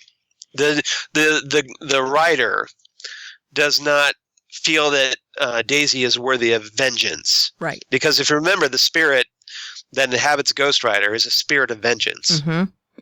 And he literally cannot take someone. Kind of like the Spectre. Right. Almost exactly like the Spectre. DC although the Spectre came first. But okay. Right. Yeah. I know, but I'm just saying that's But Ghost Rider has a cool motorcycle. Or a car in this case. Well, the Spectre's cool too, but... Spectre is cool, but different way. Right. Spectre's on fire. Yeah. I mean, they came up with the fiery motorcycle and all that stuff, so you got to give them props. Oh, I know. It's a totally different thing. Yeah. But it's just they're both spirits of vengeance. Right. That's all I'm saying. So he was granted this power, but the power is, and also like Saint of Killers. Yeah. That he can't really take someone's soul unless it's deserving of the taking. And so this is why the gang members and the mafia guys are getting killed, because they definitely deserve it. And why he couldn't take Daisy, even though Daisy said, go ahead. He couldn't do it because she's a good person at heart. So I love that happened. And then May and Coulson and Mac. Yeah. They go into a warehouse We should point out that Coulson has been demoted. Yes. As so now he's an agent and he's partnered up with Mac. Right. And Manly Man Manderson has not shown up yet. Who apparently is as paranoid as all get out. Yes. Because he's making Gemma go through like lie detector tests. Mm-hmm. And we need to talk about Gemma a little bit. We will. All right. Okay. Just don't want to let that slide. No, we won't. Okay. At the end of all this, I was just going to kind of freeform some stuff. That's cool. Go ahead. So, yeah, nobody is really... There's like this weird hierarchy and no one really knows like less than, more than. There's a whole talk that Gemma and May have. A lot of information is being compartmentalized. Right. But Coulson and Mac are kind of like field agents now. Mm-hmm. But they're really just flying around playing backgammon. And they end up getting deployed to this warehouse to figure out what's going on. And it's these Chinese guys, Asian... Korean, actually. Oh, I'm sorry. I'm very sorry. Asian mob guys. Right. They're Koreans, but yeah, that's okay. I am so sorry. I am not PC at all. I apologize.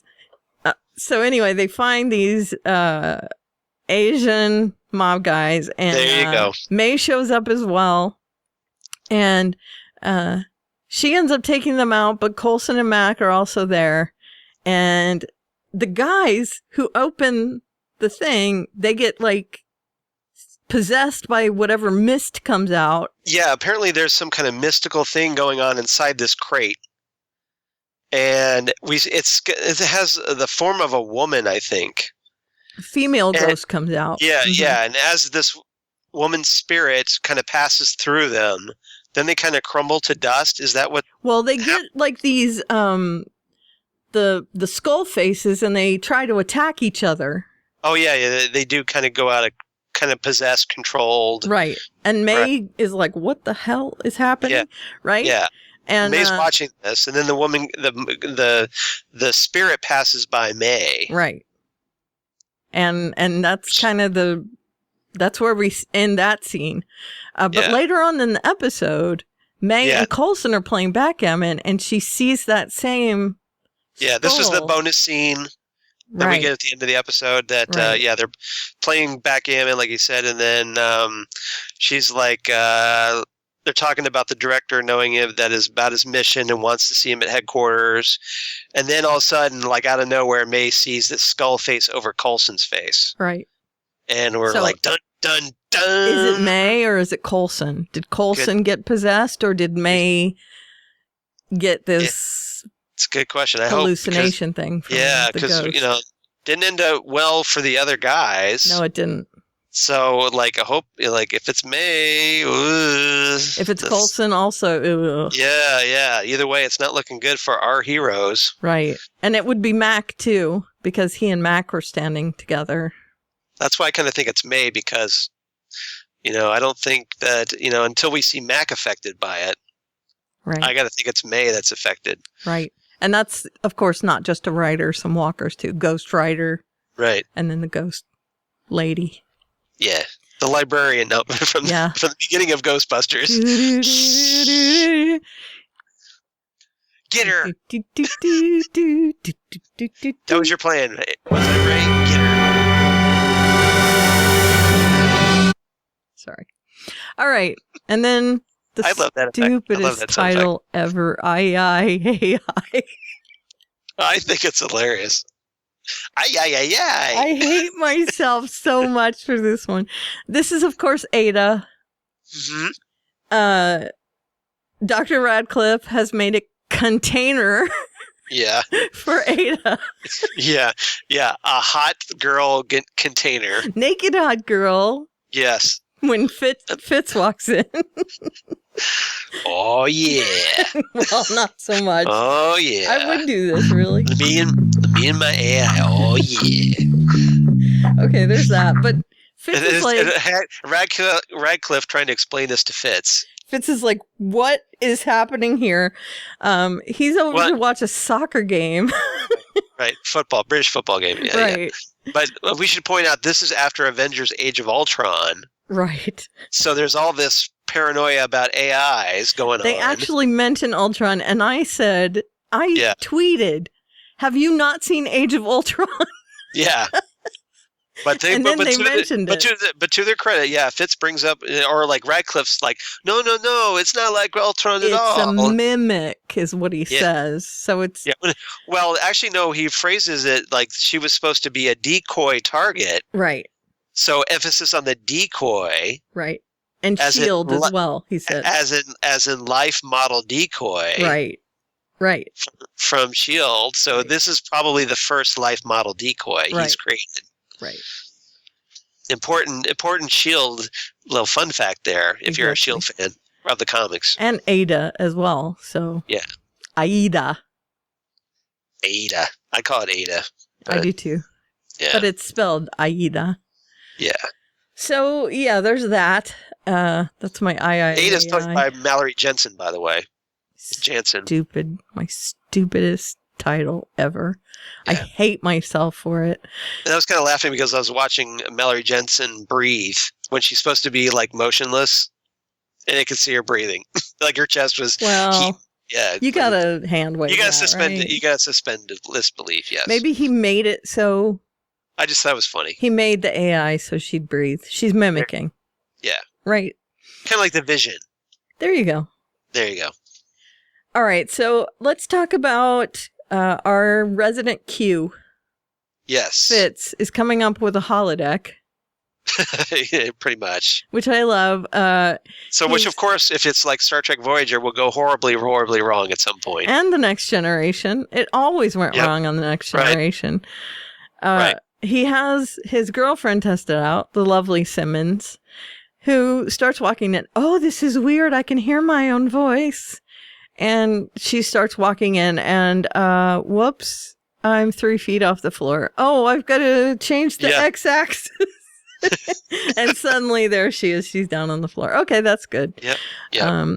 And he is making an exploding pen. He's making... It's kind of sucked at geometry. Who knew?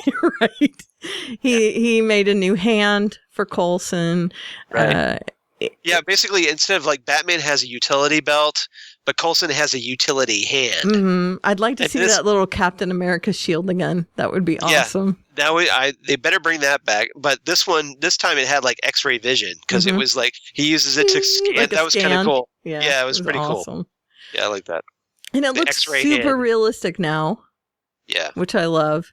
Although they're just making it look realistic so he can use his own hand. There was a great moment where Coulson kind of high fives himself with his own fake hand.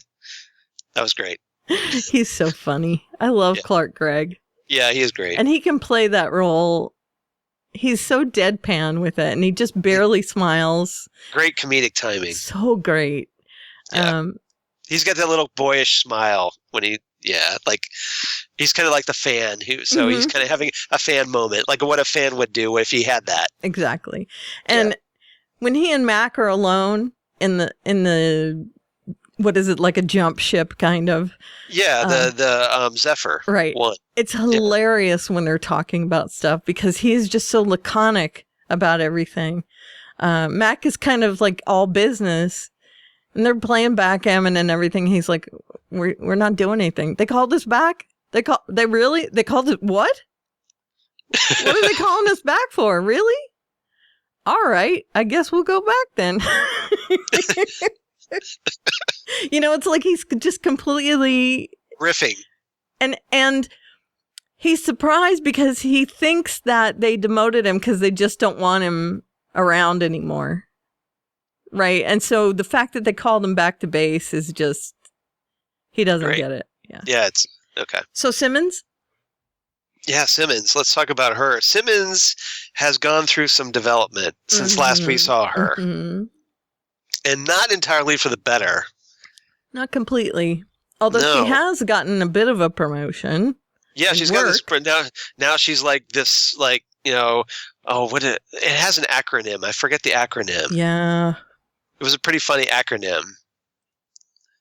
I forget what it was, but basically she's this assistant to the director. She's like a scientific assistant to the director. It's and like she reports SID or something. Yeah, like it's something like a disease or something. I forget what it was. Right.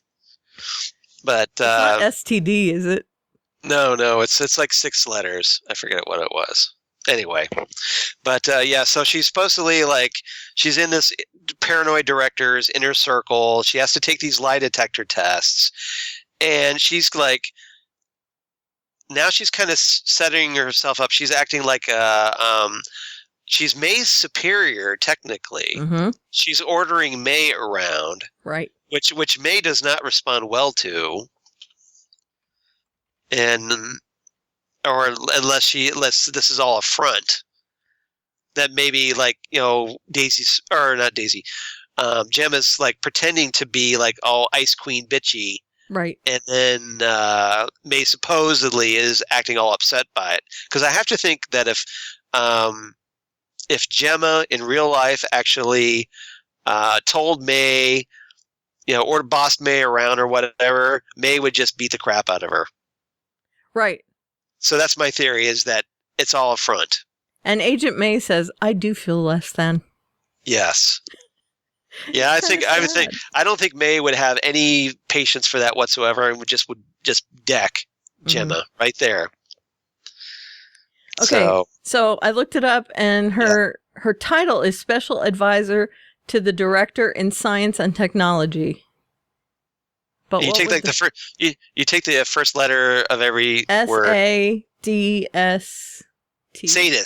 Sadist. Yeah, that's it. That's it. That was sadist, which is pretty funny. That is very funny. So yeah, that's it. Thank you for looking that up. You're welcome. So I thought it was pretty funny.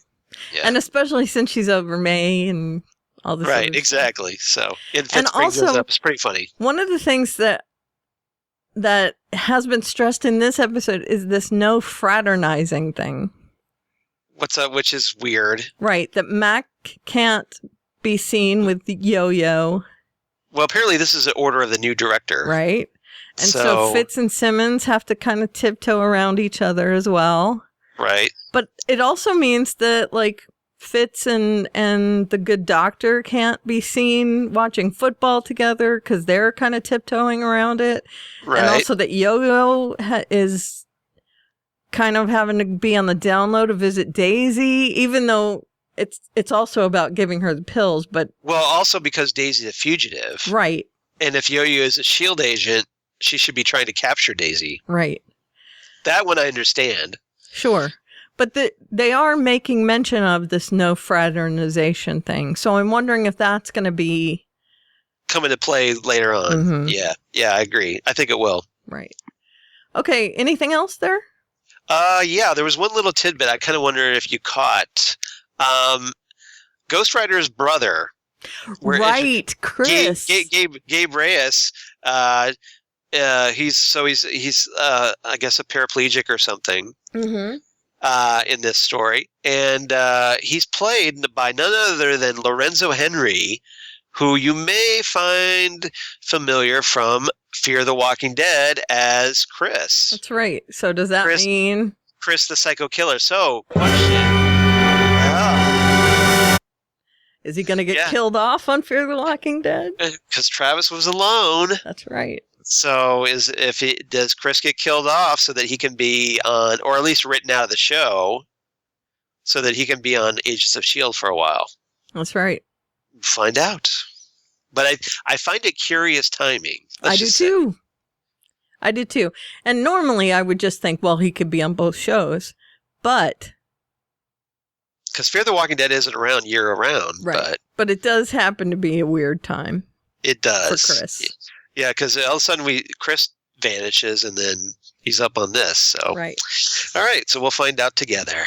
Thank you for bringing that up. No problem. So what did you give it? I enjoyed this, especially because Ghost Rider. I thought they handled Ghost Rider really cool. I still prefer the motorcycle to the flaming car. Too. But the flaming car, the 69 Charger, was just pretty cool. Amaze balls. So, of course, I give credit to that. So I give it 8.5 fiery 69 Dodge Chargers. Me too. I didn't give 8.5, but I gave it 8 8 backgammon boards. Right.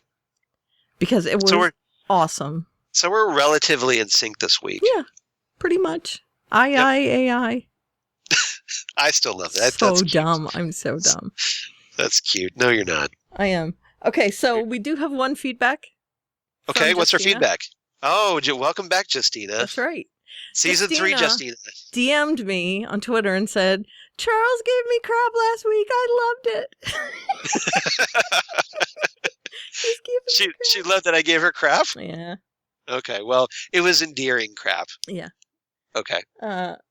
So I am I'm playing her feedback now, and so she had to give feedback. I'm glad my guilt trip worked. Okay, here we go. Hi, Karen and Charles. My DVR is starting to get a few new shows, so I'm back. Gotham really is a mad city. That was a perfect subtitle for this season. It's complete chaos. There is a definite battle for power. Is Oswald in charge? Is Fish in charge? I just don't know.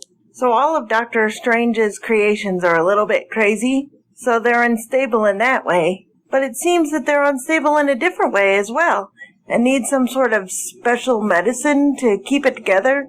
I don't quite understand that subplot yet, but it could definitely be interesting. There's definitely also 2 different types of mad going on. Mad as in crazy, and mad as in angry, as the fight for power continues in Gotham. And Jim made the decision to leave Lee in the light and not drag her back into the darkness, back where the monsters live. I really like how they shot that scene, though. So bright and colorful compared to how the show normally looks. But I'm really sad for Jim. Gotham gets 9 out of 10 monsters causing mayhem. I have no theories left yet on Lucifer, but I really enjoyed having it back. And I'm really glad that Chloe is not in on the secret yet. I think it's kind of fun, her not knowing. And she knows something. She knows something is weird. But she's decided that she needs the eggs enough that she's not going to worry about it and look at it too closely. Because she knows whatever Lucifer is makes her a better detective. So I loved this premiere and I gave it 8 out of 10. I'm not going to question things because I just need the eggs. Then there's Agents of S.H.I.E.L.D. Ghost. That was a perfect title for that episode, because Daisy is basically living like a ghost. The team is still suffering due to the ghosts of the agents that are no longer with them. We met Ada, the artificial intelligence, and even though she is amazing, she's a mere ghost of a human being, because she's still a machine. Ooh. And we met the Ghost Rider, which was super, super cool. And everybody's connected to somebody. The Ghost Rider's connected to his brother. Agent Coulson can't let go of Daisy. Agent May will never let go of Coulson. Mac has a connection to Yo-Yo. And even though she's trying to hide from it now, Daisy will always be connected to S.H.I.E.L.D. And of course, Fitz is connected to Simmons. Yay! I give that episode 10 out of 10 color-coded clearances. Definitely my favorite premiere of the week. Have a super week! You too, Justina. Thank you, Justina, and great observations, I might add. Yeah, about the ghost. That was especially wonderful. That was very observant, very insightful. We taught her how to watch TV. She tells me that all the time. You taught me how to watch TV. And Ghost Rider's brother is related to Travis on Fear the Walking Dead. Oh, That's right. I was waiting for that. He sure is. Yeah, that's right. All right, that was great. Okay, so anything else? I don't have anything else. Just All right. How can they get our feedback in? They can reach us at Fandom Zone Cast on the Twitter machine. That's right. And also on the Facebook, iTunes, of course. Or you could drop us a line, an email, the ye old email at fandomzonecast@gmail.com. That is correct. Yes. So, Karen, how may they find you on the interwebs? They can find me at Alveria, Aleveria, and they can click the link in my bio to get to my blog, at which there are my links. And I already surpassed my goal of 350 books. Well, you did have some time in the hospital to read. Yeah, I did. So I was surprised if you wouldn't. Yeah. I am at like 354 4 or something. So right now. kudos to you. Thank you. I'm going to keep putting them in Goodreads now so that I can delete them from my reader. Are you maxing out space on your reader? No, because a lot of them are library books, but the ones that aren't, I'm not going to keep them. So good point. Okay. I will just delete them. And that way I know I've read them. Got it. Hooray. Okay. Good for you. All right. So where can they reach you? Obviously, at Charles Skaggs on the Twitter machine, Mm-hmm. which, Chris Hardwick's favorite Twitter account. No, just kidding. It is. And, of course, at Charles Skaggs on the Instagrams, which I've been posting I posted some pics from Cincinnati Comic Expo. Awesome. If you're curious. Facebook, of course. Google Plus for all you crazy kids on the Google Plus. Shout out to you, Karen. Yay.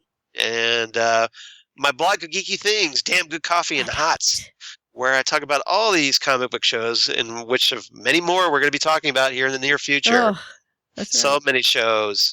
And so you can check those out. And, of course, Doctor Who and all kinds of other geeky stuff on my blog. That's right. And thanks for everybody who's been checking out my blog. So Excellent. thank you. And thanks for everybody who's been following us on Facebook.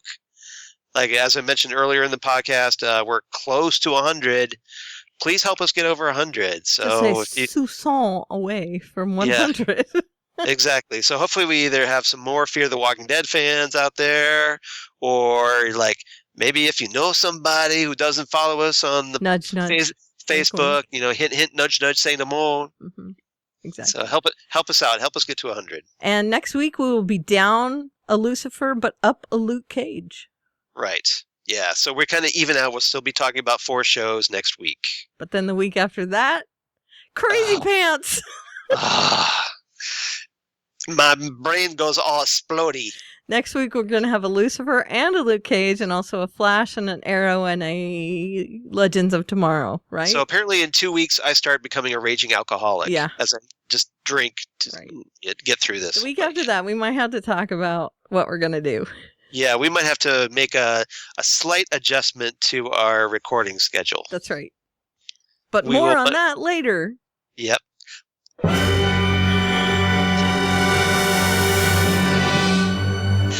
How'd you guess? I just had a feeling. That was perfectly timed, by the way. Thank you. It was. So I hope you guys like this new sound effect, because I'm going to be playing it all the time. I think Karen loves it. So I loved it too. That's why I shared it with her. Yeah, and we have this one as well. For the fancy days. Yes, exactly. And then this one as well.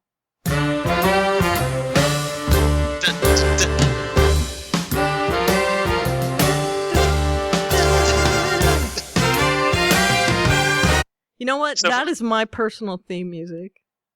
Is it? So for those who can't tell, I got the new Ferris Bueller soundtrack.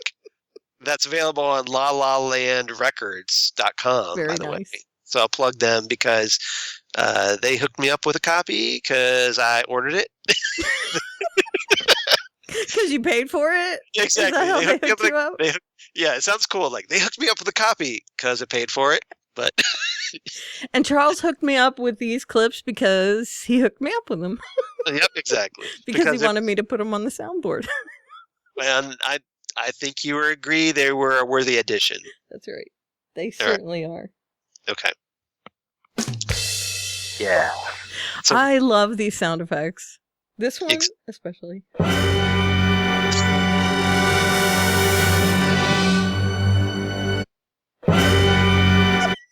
All right. Don't overdo. Yeah, and no Blaine this week. No Blaine. Yeah, where's the Blaine? He's here. Blaine should be there. What is this bizarre segue that's happening? Okay. All right, just checking. He's here. All right. I was a little worried. He's there in the soundboard. Because it wouldn't be a season of the Fandom Zone podcast without him. So no, that's true. All right. We didn't get too much off topic. So. All right.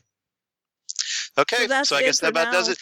Season 3 has started. More shows to come. That's right. God help us. But yes. God help them, really. Angels and ministers of grace defend us. We have a great time. Yeah, it's just up to them.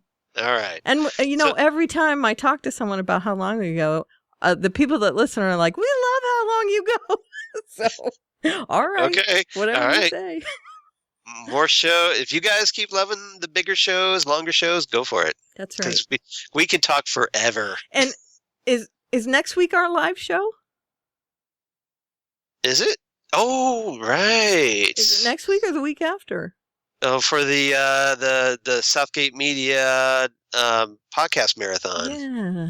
Yeah, we need to figure out that. We might have to talk about that. We should probably promote that. We should. I think it's next weekend. I think it is too.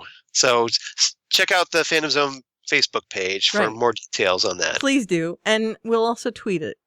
Yeah, once we get caught up on our stuff and get our act together and talk about it. That's right. Yeah, sorry about that. We really do need to know whether it's our live Yeah, show. we should probably pay attention to that.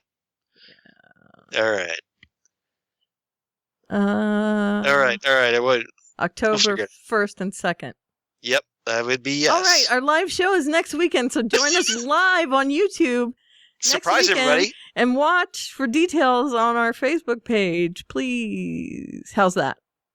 That's good for now. Okay. But yeah, keep checking the Facebook page, guys. Please do. All right. And give us more likes. That's right. That'd be awesome. And we'll see you next week, right? On the Fandom Zone podcast. Out.